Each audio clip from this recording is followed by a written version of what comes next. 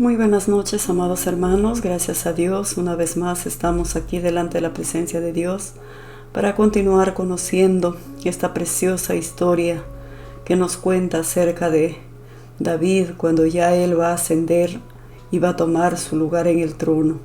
Saúl es el rey de Israel, el primer rey que tuvo Israel, por cierto. Saúl le falló a Dios, por tanto Dios lo desecha a Saúl. Samuel unge a David. David todavía no está sentado en el trono, él está fugitivo, Saúl lo persigue por celos, por envidia. Pero en esta oportunidad, en el mensaje anterior, vimos cuando Saúl y Jonathan mueren. David lo lamenta, tantísimo lo lamenta David que haya muerto. No lo veía él a Saúl como su enemigo, él lo veía a Saúl como el ungido de Dios. Y le tenía tanto respeto, tanta reverencia. En este momento, hermanos, vamos a empezar dándole gracias a Dios por permitirnos una vez más estar en su presencia, aprendiendo su palabra, llenándonos de fe y que nuestra fe, amados hermanos, se ensanche más y que podamos ser agradables a los ojos de Dios. Vamos a inclinar nuestros rostros y vamos a orar para empezar nuestro estudio en esta noche. Bendito Dios, gracias. Eterno Dios, te agradecemos, porque en este día tú nos permites una vez más estar en tu bendita presencia, meditando en tu hermosa palabra, bendito Dios, pidiéndote, Señor, que esta palabra haga carne en nosotros y que esta palabra quede, Señor, como una semilla en nuestros corazones y pueda germinar y dar fruto al 100%. Bendito Dios, que llegue tu palabra a esos corazones sedientos, a esos corazones, Señor, que anhelan llenarse de ti, bendito Dios. Edifícanos con tu bendita palabra, porque es lámpara para nuestros pies y lumbrera nuestro camino. Bendito Dios, gracias por la vida, por la salud, gracias por la familia, gracias por la iglesia. Bendice, Padre, estas reuniones que tenemos, que tu bendita palabra pueda llegar a un corazón sediento, amado Dios. Bendícenos en esta noche, bendice nuestra patria, nuestro Perú. Guía los destinos de nuestra nación, bendice nuestro mundo. Amado Dios, que cesen ya las guerras, que haya paz en nuestro mundo, amado Dios. Que tu evangelio se siga predicando en todos los rincones de la tierra, amado Dios Todopoderoso. Gracias por este privilegio que tú nos das de meditar y de orar en esta noche. Nos ponemos en tus benditas manos, en el nombre de Jesús. Amén. Amén, amados hermanos. En el mensaje anterior vimos cuando Saúl muere juntamente con Jonathan. En un solo día mueren los dos. David lo lamenta tantísimo. Pero ahora, como ya no está Saúl en el trono, David ahora será coronado rey y él ocupará el trono de Saúl, porque Saúl y Jonathan ya no están, porque al morir Saúl, su hijo tenía que ser el sucesor en el trono, que era Jonathan, pero Jonathan también ha fallecido en esta guerra y por lo tanto ahora lo vemos ya a David coronado como rey en el templo de Jerusalén. Vamos a leer, amados hermanos, en el capítulo 6 de Segunda de Samuel, este incidente que le sucede a David cuando él quiere transportar el arca de Jehová, porque el arca de Jehová estaba abandonada, hermanos, y el arca de Jehová significaba la misma presencia de Dios. Había sido dejada de lado, todo llena de polvo, este mobiliario llamado el arca de Dios, que representaba, amados hermanos, la presencia de Dios. Esto fue un mobiliario que lo hizo Moisés. Dios le dio las instrucciones de cómo construir los diferentes mobiliarios que había en el templo, en la casa de Dios en ese tiempo. Y vamos a leer el capítulo 6. Miren cómo empieza diciendo: David volvió a reunir a todos los escogidos de Israel, 30,000. Y se levantó David y partió de Bala, de Judá, con todo el pueblo que tenía consigo, para hacer pasar de allí el arca de Dios, sobre el cual era invocado el nombre de Jehová de los ejércitos, que mora entre los querubines. Vamos a detenernos un momentito aquí. Dice que David está intentando llevar el arca de Dios.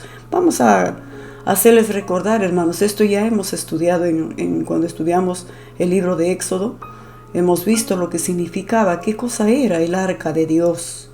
El arca de Dios, amados hermanos, les explico así en forma general. Era un mobiliario que Dios le mandó construir a Moisés. No solamente el arca de Jehová, había varios muebles. Aparentemente, pues, el arca de Jehová era como un, ¿qué te digo? Como un cofre, ¿no?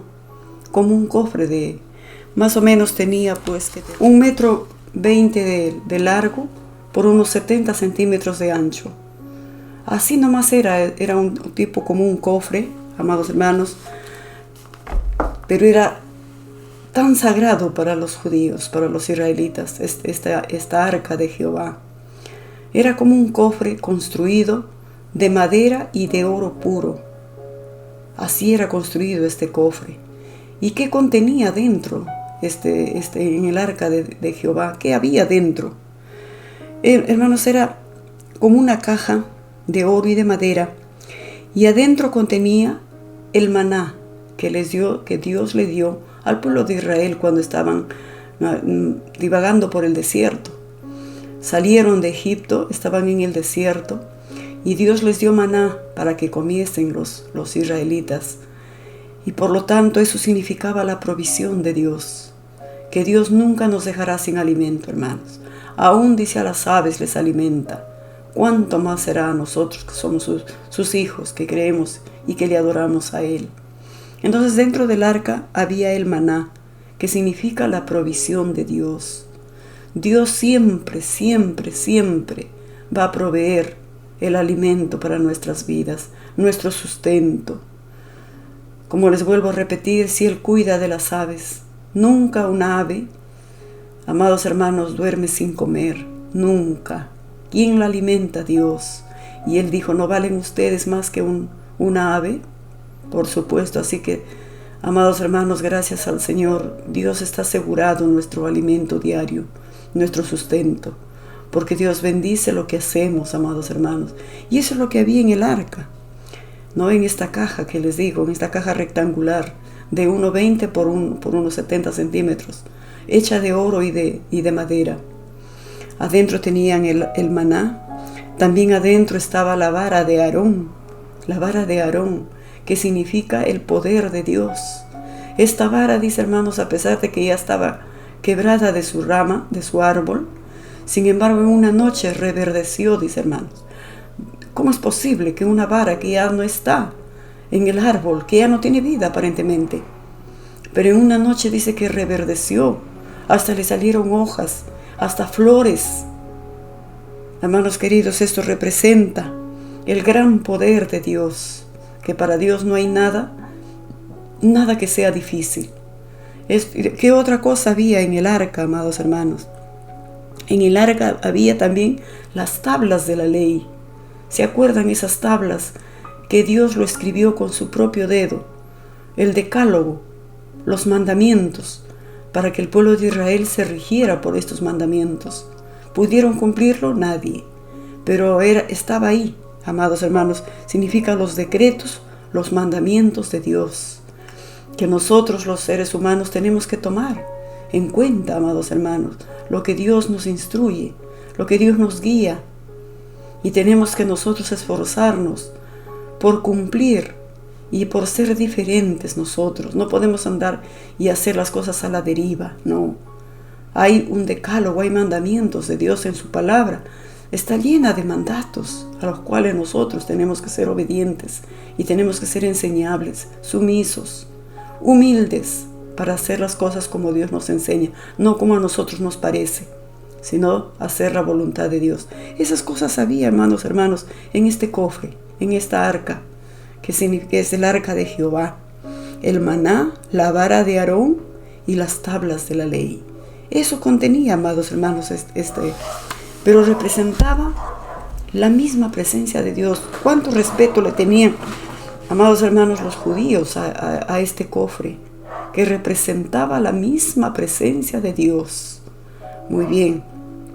Entonces dice en el versículo 3 del capítulo 6, pusieron el arca de Dios sobre un carro nuevo y la llevaron de la casa de Abinadab, que estaba en el collado. Usa y Ahío, hijos de Abinadab, guiaban el carro nuevo. ¿Cómo lo llevaron, dice hermanos queridos? ¿Cómo lo estaban transportando el arca? Este cofre sagrado, amados hermanos, Dios había dado instrucciones cómo transportar el arca. No lo podían hacer de la forma que ellos quieren. Dios había establecido una forma especial cómo debería ser transportada esta arca. ¿Cómo lo está transportando aquí David? Dice, lo pusieron el arca de Dios sobre un carro nuevo y lo llevaron de la casa de Abinadab. Abinadab era el sacerdote, hermanos, que estaba en el collado, y Usa y Ahío, hijos de Abinadab, guiaban el carro nuevo. Ellos eran sacerdotes.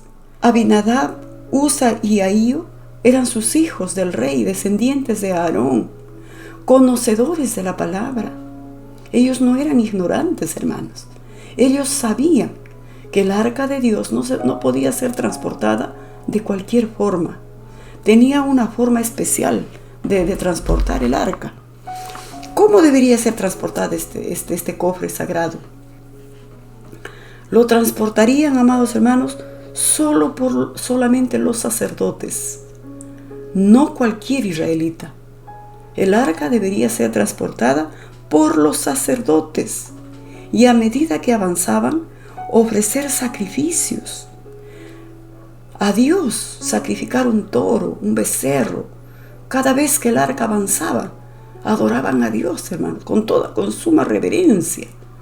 Cualquier judío no, cualquier persona no, solamente los sacerdotes. ¿Cómo debía ser, hermanos? Y dice, y no podría ser levantada con las manos. Nadie podía tocar esa arca. Nadie. Amados hermanos, se representaba la gloria de Dios, la majestuosidad de Dios, y por lo tanto el arca. Nadie podía tocarlo con sus manos. Porque ¿qué pasaba si lo tocaban? Morían. Acuérdense, hermanos, que Dios es santo, 3 veces santo, y nosotros no somos dignos.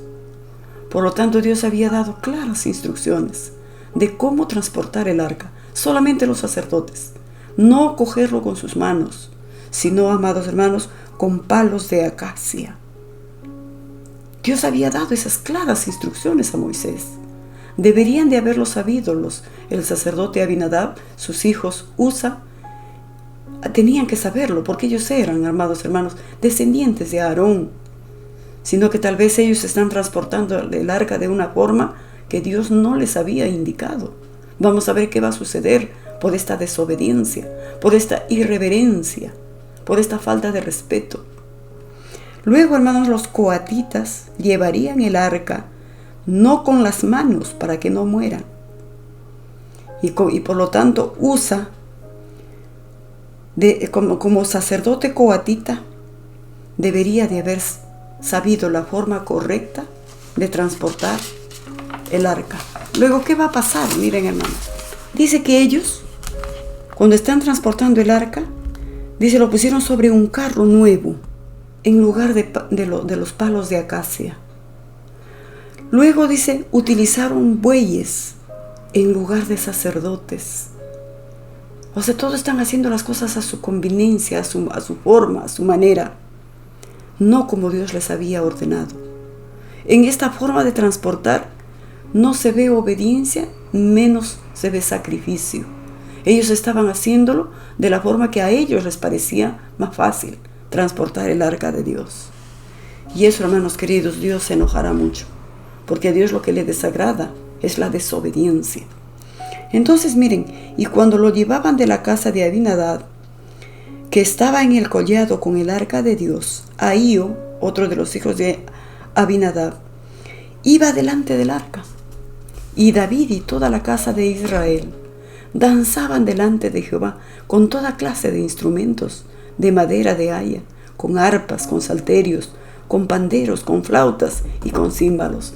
Iban contentos. Pero no habían, amados hermanos, no habían sido ellos sigilosos, cuidadosos.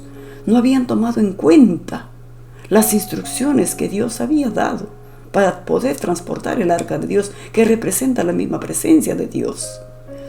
Ellos están contentos y felices llevando el arca, porque el arca estaba descuidada, llena de polvo, hermanos. ¿Cómo es posible? ¿Cómo es posible que los israelitas hayan descuidado el arca de Dios? Es como que nosotros, amados hermanos, imagínense cómo sería si estaríamos al frente del pesebre donde nació Jesús. ¿Ustedes creen que no lo protegeríamos, no lo cuidaríamos como una reliquia? O si de repente estaría la cruz donde Jesucristo fue crucificado. ¿Ustedes creen que no le daríamos valor a esa cruz donde nuestro Salvador entregó su vida por nosotros?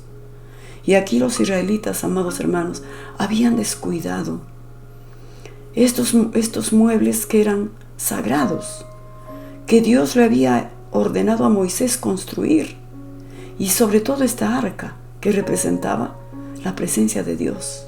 Lo estaban transportando de la manera equivocada. Los mismos sacerdotes, ¿cómo habían descuidado, hermanos, las enseñanzas de Dios? Que en vez de que los sacerdotes carguen el arca, lo están cargando bueyes. En vez de usar, ¿qué te digo esto? Los sacerdotes están usando bueyes.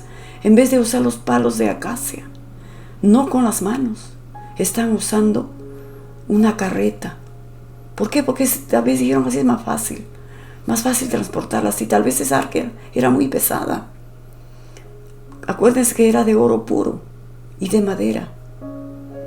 Adentro el maná, adentro la vara de Aarón y adentro también las tablas de la ley. Seguramente que era un mueble pesado, pero por más pesado que sea, amados hermanos, no podía ser transportada de esa forma. Y por lo tanto ellos están incurriendo en desobediencia y Dios se enojará. ¿Qué sucederá? Y cuando llegaron, dice, a la era de Nacón, Usa, uno de los hijos del sacerdote, Abinadab. Cuando llegaron a la era de Nacón, Usa extendió su mano al arca de Dios y la sostuvo porque los bueyes tropezaban. ¿Qué está haciendo aquí Usa? Usa es el hijo de Abinadab, el sacerdote, hermanos queridos. Por lo tanto, sus hijos tenían que saber la forma correcta de transportar el arca. Y dice, cuando llegaron a un lugar que era un poco, de repente resbaladizo, era una cuesta, una bajada, qué sé yo, los bueyes, dice, hermanos, tropezaban, resbalaban los bueyes, y el arca se balanceaba y como que se quería caer. ¿Qué hizo Usa? En su mejor intención, dice que lo sostuvo con sus manos el arca, para evitar que el arca se cayera, porque los bueyes tropezaban. Usa, amados hermanos, con su mejor intención, de repente, lo sostuvo al arca con sus manos. Y bien claro, Dios había dado instrucciones que nadie podía tocar el arca. ¿Qué le pasaría a aquel que tocara el arca? Miren lo que pasó a Usa. Y el furor de Jehová se encendió contra Usa, y lo hirió allí Dios por aquella temeridad, y cayó allí muerto junto al arca de Dios. Miren, amados hermanos, qué tremendo. Dios se enojó.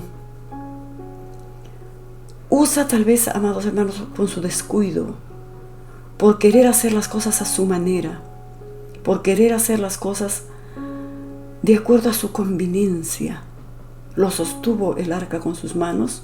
¿Y qué pasó, hermanos? Dios, dice, lo mató. Al tocar el arca se quedó muerto ahí. Uy, hermanos, qué tremendo. No tomar en cuenta las instrucciones de Dios. Querer hacer las cosas a nuestra forma, a nuestra manera. Y Dios mató a Usa. Le quitó la vida por atreverse a tocar lo sagrado. ¿Qué nos enseña, amados hermanos, a nosotros? ¿Qué nos enseña este hombre muerto transportando el arca? Aquí vemos a un hombre muerto porque él quiso hacer las cosas a su manera, no tomando en cuenta las instrucciones de Dios. Amados hermanos, ¿qué dirá Dios de nuestra actitud nuestra? Cuando hay veces venimos a Dios con nuestros corazones fríos, venimos a Dios relajados, ya no nos postramos ante la majestuosidad de Dios, ya no temblamos a su presencia. Nos preguntamos aquí, ¿sería tan fuerte este castigo? ¿Dios quitar la vida a Usa solamente por tocar el arca? Yo pienso, amados hermanos, que más bien debemos de preguntar, ¿por qué Dios nos permite a nosotros estar vivos? Porque, amados hermanos, en estos tiempos que estamos viviendo ahora, los cristianos de hoy vivimos muy relajados. Ya no le tememos a Dios. El temor de Dios ya está en extinción. Vivimos nuestras vidas a nuestra manera. Servimos a Dios a nuestra forma. Miren lo que le pasó a Usa, por querer hacer las cosas a su forma, sin tomar en cuenta las instrucciones de Dios.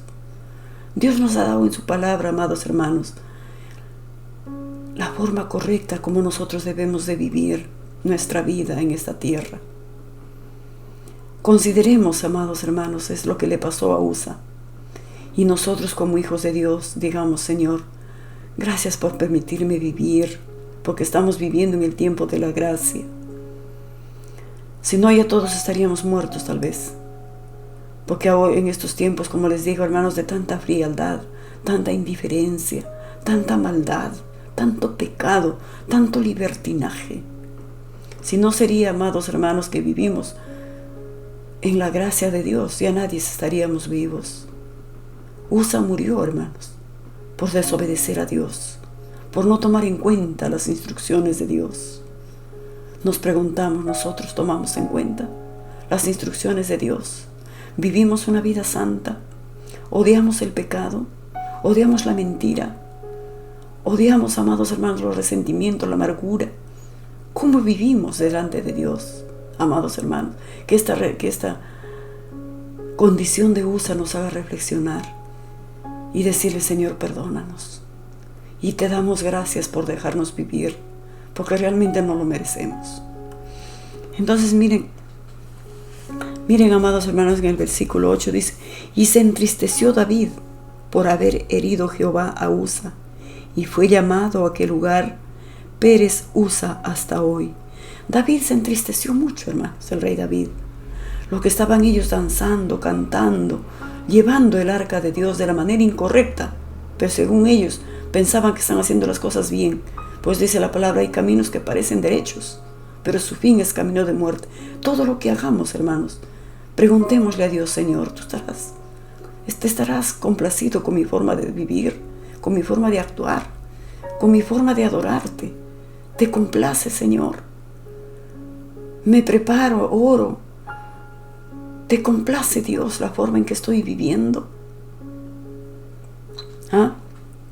Entonces, y dice que David, amados hermanos, se puso tan triste cuando vio a Usa muerto. ¿Y qué hizo David? Y temiendo David a Jehová aquel día, dijo, ¿cómo ha de venir a mí el arca de Jehová? David, hermano, se quedó consternado y dijo, pero si yo estoy llevando el arca a Jerusalén, ¿por qué Usa ha muerto? ¿Por qué Dios le ha quitado la vida? Y se pregunta aquí David y dice, ¿cómo ha de venir a mí el arca de Jehová? ¿Cómo? ¿Cómo traeré el arca de Jehová a mí? De modo que David no quiso traer para sí el arca de Jehová a la ciudad de David, y la hizo llevar David a la casa de Obed-edom, geteo, y estuvo allí el arca de Jehová en casa de Obed-edom 3 meses, y bendijo Jehová a Obed-edom y a toda su casa. Miren, hermanos, acá David dice, si ya murió Usa, ¿cómo debo transportar? Ahí recién se pregunta él, ¿cómo debo llevar el arca de Jehová a Jerusalén? ¿Cómo? ¿Cuál es la forma correcta? ¿Por qué Dios se ha enojado y le ha quitado la vida a Usa? Esta pregunta que se hizo David, amados hermanos, nos debemos hacer también nosotros. Y decir, Señor, ¿cómo atraigo tu presencia a mi vida? ¿Cuánto necesito, Señor, tu presencia conmigo para que me vaya bien, para que haga las cosas correctas, para que tome decisiones acertadas, para que viva una vida cristiana que a ti te agrada? ¿Cómo atraigo tu presencia a mi vida? ¿Cómo, hermanos, atraemos la presencia de Dios a nuestras vidas? La única forma de atraer la presencia de Dios a nuestra vida es siendo obedientes a su palabra. Cuando Dios dice no, es no. Aunque tú digas, no, pero a mí me parece que no es tan malo. Si Dios ya te dijo que no, es no. Dios dice que tenemos que vivir una vida correcta, una vida santa, una vida alejada de lo malo. No amar el pecado. El pecado ya no se enseñorea de nosotros. Si queremos la presencia de Dios en nuestras vidas, tenemos que aborrecer el pecado, alejarnos del pecado, no hacer el pecado. Y si por ahí caíste en alguna falta, humíllate y pídele perdón a Dios y no lo vuelvas a hacer. Esa es la única forma, amados hermanos, de asegurarnos que Dios esté con nosotros. El mismo Moisés le dijo en cierta oportunidad a Dios, si tú no vas conmigo, no doy ni un paso. Qué difícil la vida sin Dios, hermanos. Qué difícil vivir lejos de Dios. Si queremos que nos vaya bien y ser exitosos, amados hermanos, la presencia de Dios tenemos que anhelarlo. Tenemos que amar la presencia de Dios. Tenemos que amar a Dios en nuestras vidas. ¿Y cómo Dios se acerca a nosotros? Cuando somos fieles a Él. Cuando le servimos de todo corazón. Ahí Dios está con nosotros. David dijo, ¿Cómo traeré la presencia de Dios? Y lo dejó el arca, no lo llevó a Jerusalén. Porque tuvo temor, dijo, si ya murió Usa, ¿cuántos más van a morir? No, y lo dejó el arca. Paró la marcha, hermanos. Paró la marcha. Y dice que lo dejó el arca en la casa de Obed-Edom. Y dice, y estuvo el arca de Jehová en la casa de Obed-Edom, geteo, 3 meses. ¿Y qué pasó, hermanos, por estar la presencia de Dios en la casa de Obed-Edom? Y bendijo Jehová a Obed-Edom y a toda su casa. Dios lo bendijo, hermanos, a este hombre por haber guardado el arca en su casa. ¿Eso qué representa para nosotros? ¿Qué simboliza? Que si nosotros, amados hermanos, tenemos a Dios con nosotros, en nuestra mente, en nuestra alma, en nuestro cuerpo, en nuestro espíritu. Si la presencia de Dios está con nosotros, ¿qué va a pasar? Vamos a ser bendecidos. Vamos a ser engrandecidos. Nos irá bien en lo que hagamos. Si estudias, si trabajas, si te casas, si emprendes un negocio. Si la presencia de Dios está con nosotros, vamos a contar con la bendición de Dios. Y la bendición de Dios lo es todo, hermanos. Si tenemos la bendición de Dios, tenemos todo. Es por eso que es urgente que le digamos, Señor, tu presencia quiero conmigo. Ayúdame a vivir la forma correcta, a ser obediente, Señor, a tener temor a mi Dios, a no hacer lo malo, porque cuando yo peco, primerito peco contra Dios, después contra mí mismo y contra mi prójimo. Y si eso hago, la presencia de Dios no estará conmigo. Y lo que yo haga, nada me irá bien. Es por eso que es urgente que en nosotros esté la presencia de Dios. Eso es lo que va a hacer David. Fue dado aviso al rey David, diciendo, Jehová ha bendecido la casa de Obed-Edom y todo lo que tiene, a causa del arca de Dios. Entonces David fue y llevó con alegría el arca de Dios de la casa de Obed-Edom a la ciudad de David. Alguien le dice a David, Obed-Edom ha sido bendecido porque el arca está en su casa. Entonces David dice, voy a intentar nuevamente traerlo el arca a Jerusalén. Y emprende nuevamente la marcha. Pero en esta oportunidad lo hará ya de la forma correcta.